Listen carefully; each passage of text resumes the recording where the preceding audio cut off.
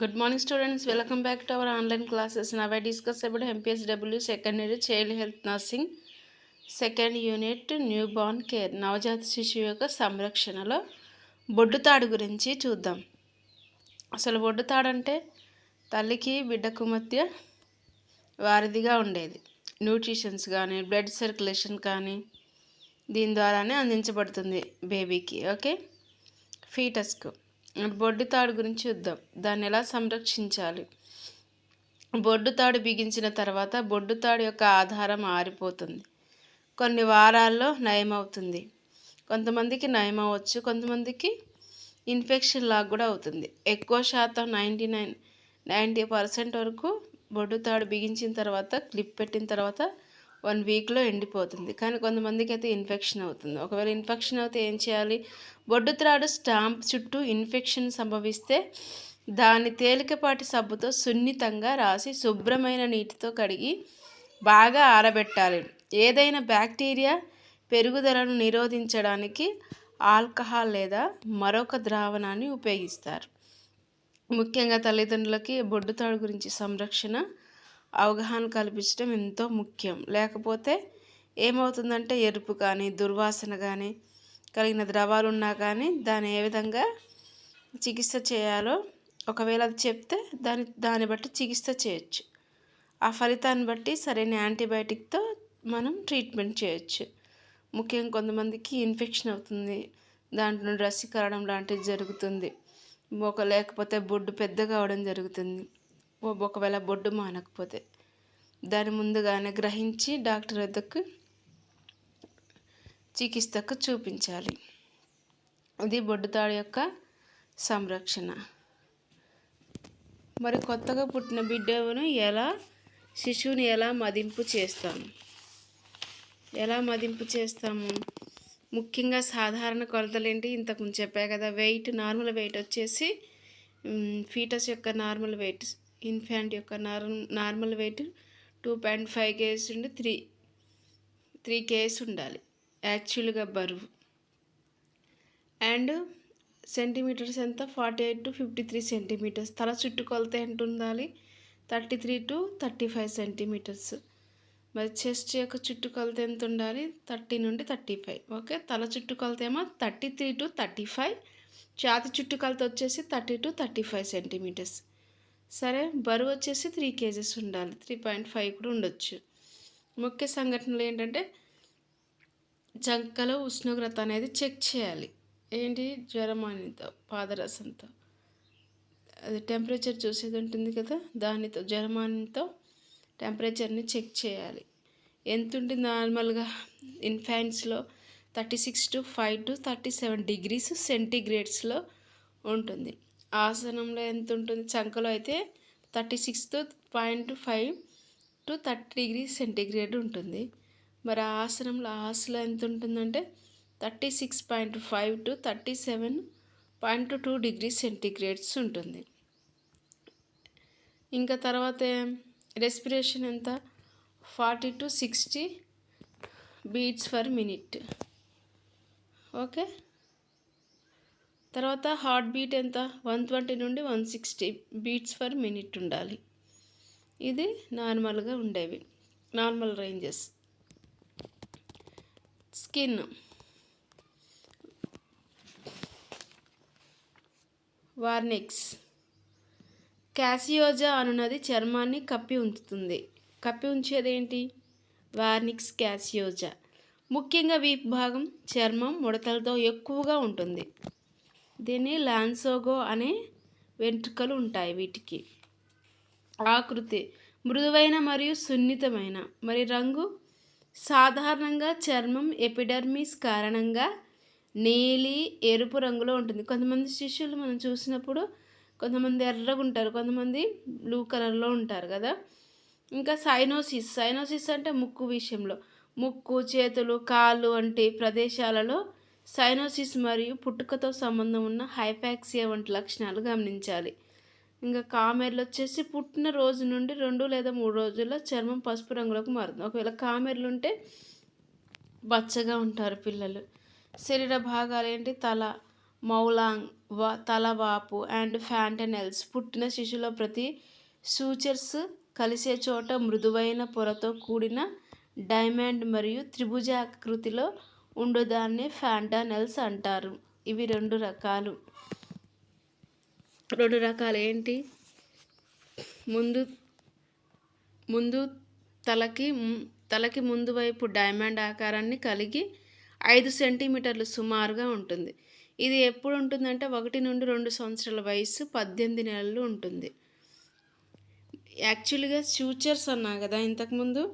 పుట్టిన శిశువులో ప్రతి సూచర్స్ కలిసే చోట మృదువైన పొరతో కూడిన డైమండ్ మరియు త్రిభుజాకారంలో ఉంటుంది. మీరు శిశువు పుట్టినప్పుడు మరి తర్వాత 2, 3, 5, 6, 7 మంత్స్లో కూడా మీరు శిశువు నుదిటి మీద 2 వేలతో తాకినప్పుడు మాడ మీద మృదువుగా ఉంటుంది, మెత్తగా ఉంటుంది. దానిని సూచర్ అంటాం. ఓకే, ఆ సూచర్ అంటాం దాన్ని. అవి 2 రకాలు ఏంటి? తల ముందు వెనక భాగం పృష్ఠ.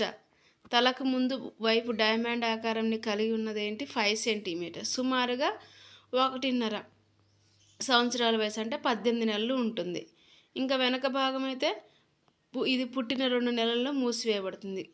తల మరియు జుట్టు యొక్క తనిఖీ మరియు పాల్పేషన్, ముఖ సమరూపత యొక్క తనిఖీ అన్నట్టు.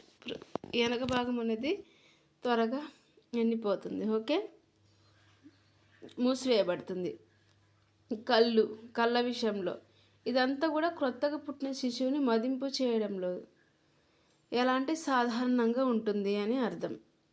స్క్లెరా రంగు అంటే స్క్లెరా రంగు అంటే నీలం రంగు.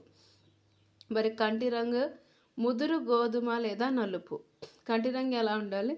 ముదురు గోధుమ లేదా నలుపు. టీయర్స్ అంటే కళ్ళలో కొంత లాక్టేరియల్ గ్రంథులు. టీయర్స్ అంటే కన్నీళ్ళు కారుతాయి కదా, ఆ కన్నీళ్ళు కారే చోటు ఉంటుంది కదా కంటివి, అవి లాక్టేరియల్ గ్రంథులు 1 నుండి 3 నెలల వరకు పూర్తిగా పనిచేయవు. సూడో స్ట్రాబిస్మస్ అంటే ఐరిష్ కేంద్రీకృతమై ఉన్నట్లు కనిపించదు. కనురెప్పలు ఎక్కువ సమయం మూసుకొని తెరిచినప్పుడు సౌష్టంగా కనిపించవచ్చు. ఓకే, ఇవన్నీ శిశువు పుట్టినప్పుడు ఎలా మదింపు చేయడం దాని గురించి. గాయం యొక్క ప్రతిబింబం. ఉపకండ్ల కలక, రక్తస్రావం అంటే ఐరిస్కి ప్రక్కన లేదా సమీపంలో ఉన్న ప్రకాశవంతమైన ఎరుపు రక్తంని పరిశీలించడం. నోరు, చెక్కు చెదరని పెదవులు, చిగుళ్ళు, అంగిలి. చెవులు, ముక్కు, పరిమాణం, ఆకారం మరియు స్థానం కోసం బయట చెవిని తనిఖీ చేయుట మరియు ముక్కు, థొరాక్స్ గుండ్రని సౌష్టంగా ఉంటుంది.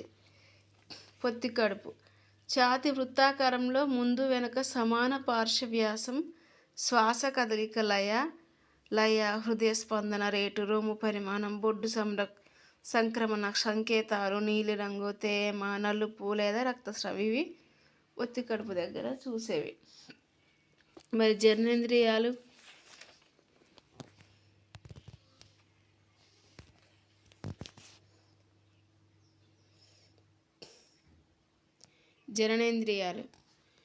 స్త్రీ ఎడిమాటస్ లేబియా మెజోరా, లేబియా మినోరస్ కవర్ చేస్తుంది. ఓకే, లేబియా మినోరస్ కవర్ చేస్తుంది, లేబియా మెజోరా. మరి పురుషుడైతే పురుషాంగం, వృషణాల కోణం వద్ద మూత్ర విసర్జన ద్వారం, శరీరం యొక్క ప్రతి స్క్రూటర్ ఉంటాయి.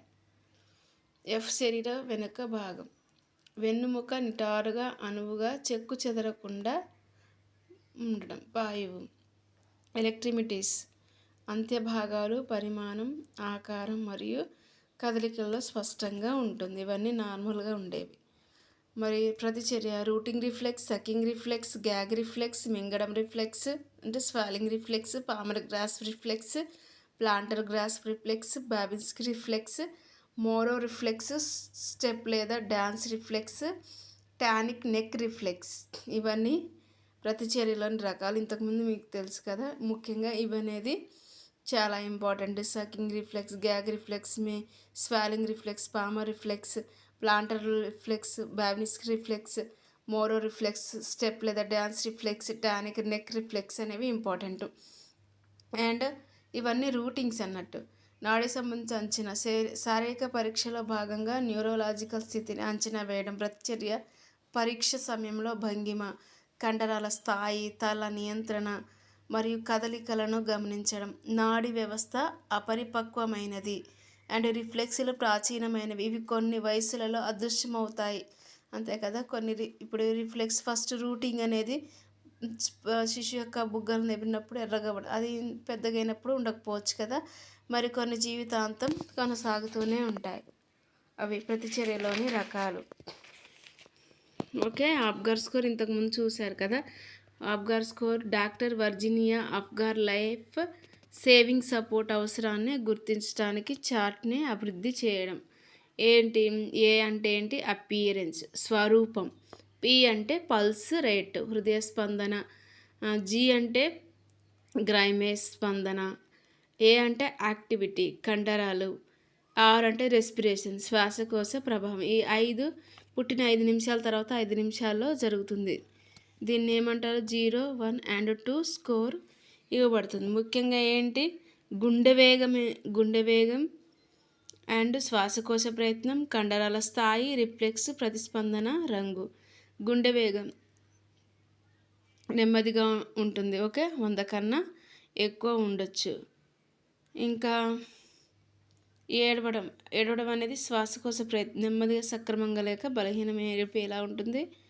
ఇందులో కొంత దాంట్లో గ్రహేజర్, ఇంకా మంచి బలమైన ఏడుపు. కొంతమంది ఏడవచ్చు, కొంతమంది గట్టిగా ఏడుస్తారు కదా. కండరాల స్థాయి, అంతర్గత భాగాల యొక్క కొన్ని ఫ్లెక్సిన్స్ ఏంటి, కొన్ని ఏమో కొంత కదలిక ఉంటుంది. గ్రైమెస్లో కొంతమంది స్పందన ఉండకపోవచ్చు, కొంతమంది దగ్గు, తుమ్ము ఉండొచ్చు. అదేంటి? ప్రతిస్పందన. శరీరం గులాబీ రంగు, అంత్య భాగాలు నీలిరంగు లేదా నీలిరంగు, పూర్తిగా కూడా గులాబీ రంగు ఉండొచ్చు. ఇవన్నీ రంగులోని తేడాలు. ఓకే, మొత్తం స్కోర్ వచ్చేసి 10. 7 to 10 అదనపు గర్భాశయంలో సర్దుబాటు చేయడంలో ఇబ్బంది లేదు. ఓకే, 4 to 6 మితమైన బాధ, 0 to 3 అనేది తీవ్రమైన బాధ. ఓకే, ఇదంతా కూడా శిశువు పుట్టినప్పుడు మదింపు చేయవలసినవి ఇవన్నీ కూడా. అండ్ నెక్స్ట్ చూద్దాం మనం.